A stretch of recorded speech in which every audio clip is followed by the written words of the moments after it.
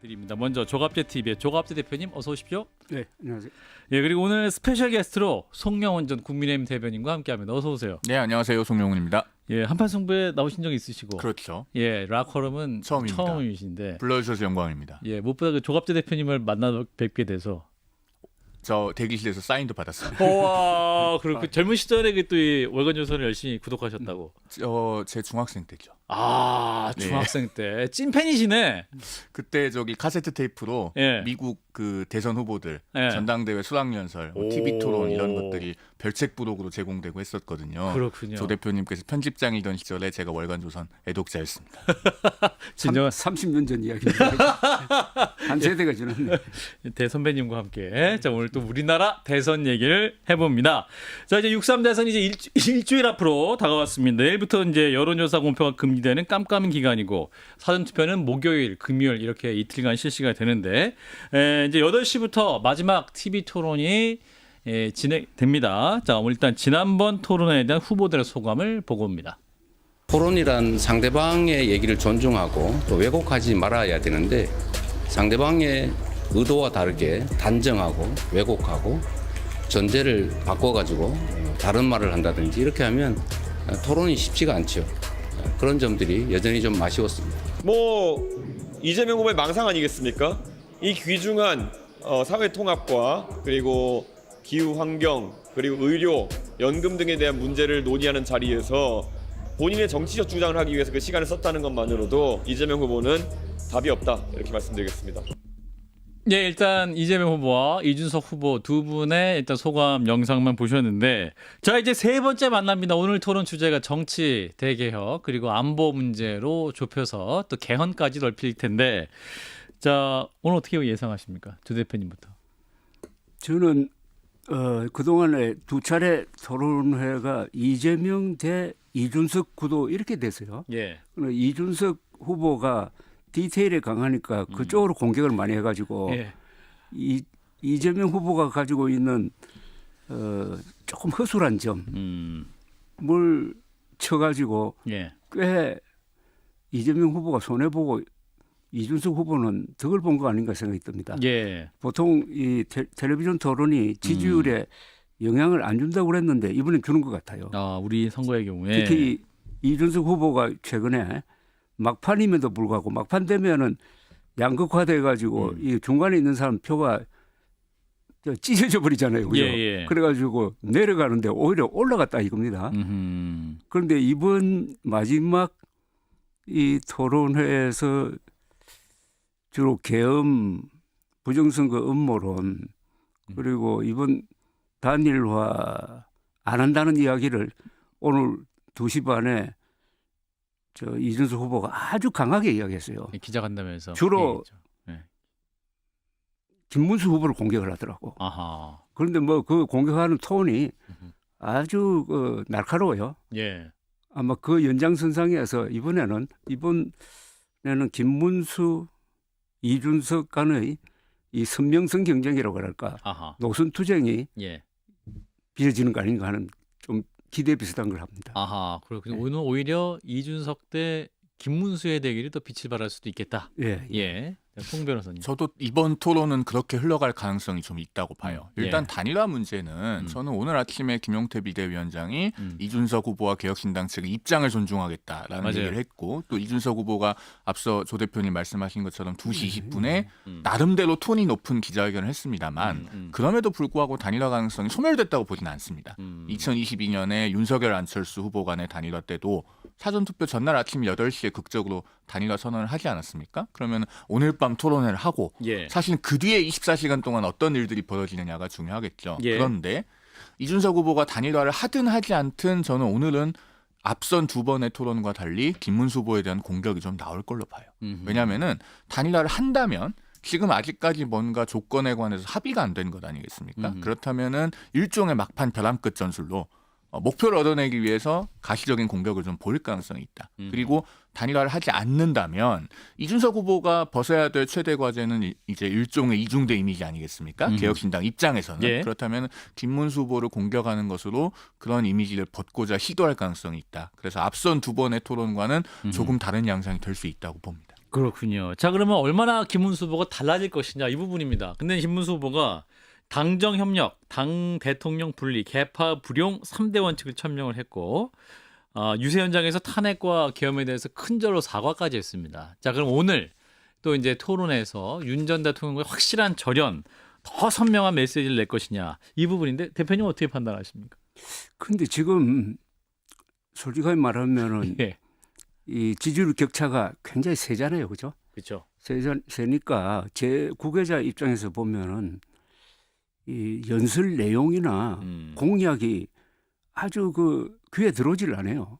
왜냐하면 아. 실현 가능성이 아하. 너무 낮다고 보는 거예요. 예, 예. 그러니까 지금 말씀드린 뭐 당정 분리 그건 뭐 과거에도 했고 지금 법에도 그렇게 돼 있는데 그렇죠. 사실은 그렇죠. 그런 거 가지고 이렇게 감독이 판을 없군요. 바꾸기에는 어렵고 아. 판을 바꾼다는 것은 구조를 바꾸는 건데 예. 구조 바꾸는 거는 단일화가 되느냐 안 되느냐는 건데 그건 저는 끝났다고 봅니다. 아, 그리고 끝났어요. 이준석 후보에 대해서 사람들이 좀 오해하고 있는 부분이 있더라고요. 근데 이분이 상당히 원칙주의자입니다. 이준석 예. 후보가. 그런 면에서 본다면은 김문수, 이준석의 차이는 이준석, 이재명의 차이만큼 커요. 아, 그래요. 두 개가 있잖아요. 계엄 반대, 특히 부정선거 음모론. 그러네요. 부정선거 음모론에 대해서는 이준석 후보가 이를 가는 사람인데. 명확하죠. 예. 그러니까 이번에 사전 투표 하느냐 마느냐를 가지고 김문수 후보가 쭉 이야기 안 하다가 불과 어제 이틀 이틀 전에 전에 얘기했죠. 이야기했죠. 이틀 전에 얘기했죠. 예. 음. 뭐 그런 것까지 참 계속 물고 들어올 텐데 네. 이거는 그리고 이 기회에 저는 단일화 문제는 이 선거운동 기간에는 단일화를 못하게 해야 된다고 저는 생각합니다. 선거법을 고쳐가지고 아니, 선거법을 고쳐서 이거 굉장히 피곤하게 하지 않습니까? 아니 지난 열흘 동안의 주제가 죄송합니다, 대표님. 단일화 가지고 온 언론이 아니, 경선할 때도 단일화. 아, 또 이게 본인은 본선해도 단일화. 그러니까 이게 단일화 좀 심하게 말하면은 단일화 사기극의 연속 아닙니까 지금? 단일화 그러니까 사기극의 연속. 아니 생각해 보시죠. 지금 400m 경주를 딱 시작을 했는데 300m 좀 뛰다가 네. 뛰지 마. 이등되는 사람이 3등하는 부사람 보고 내 등 좀 밀어주고 나가라 하면 야, 됩니까? 정확한 지적이시네요. 이거 안 해야 됩니다.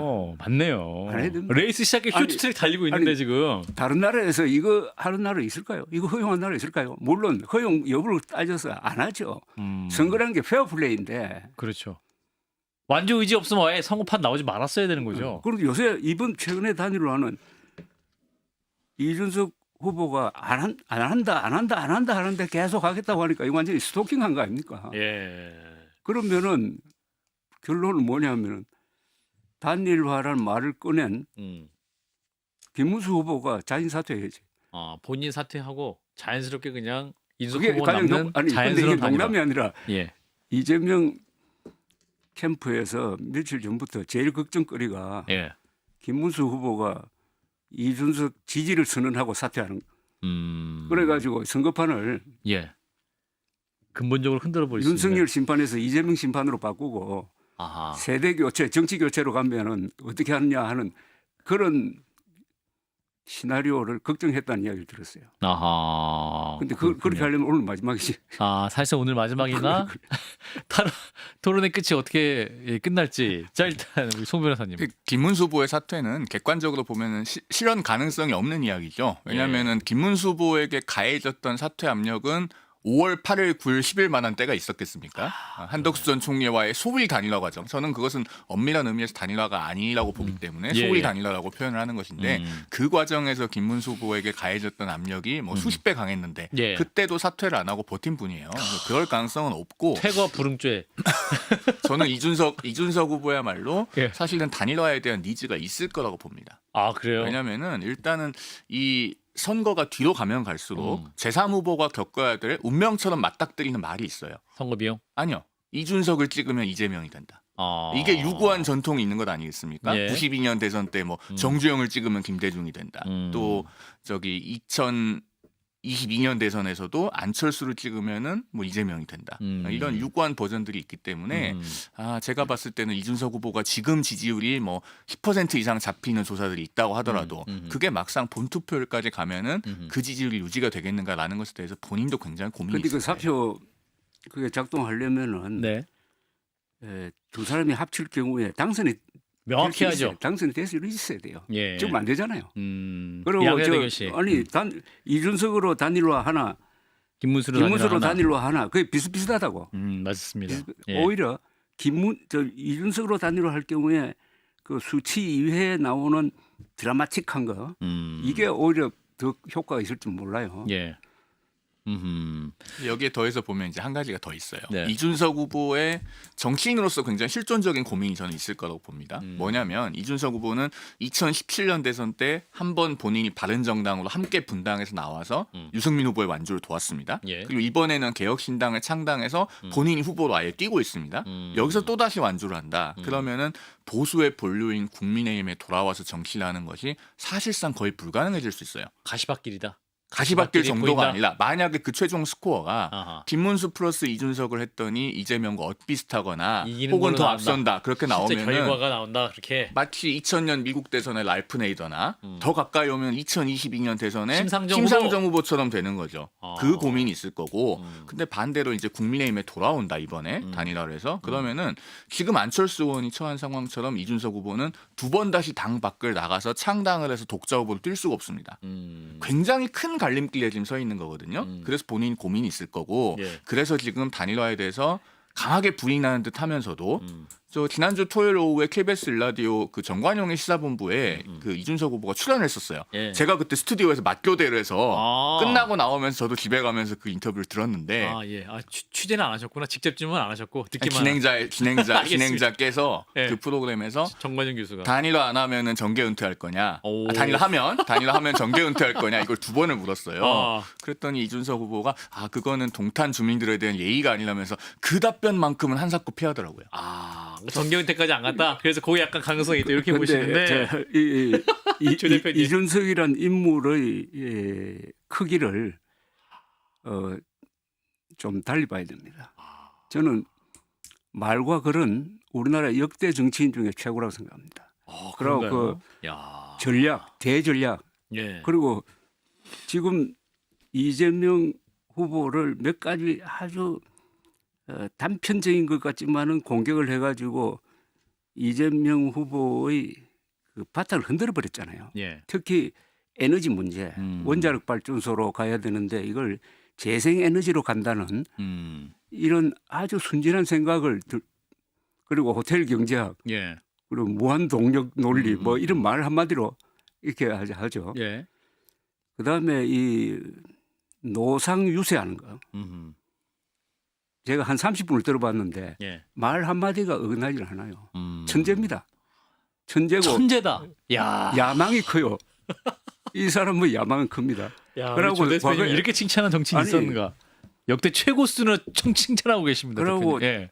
작은 걸 가지고 큰 걸 흔들어요. 어. 여가부 봉양, 세대 포이론.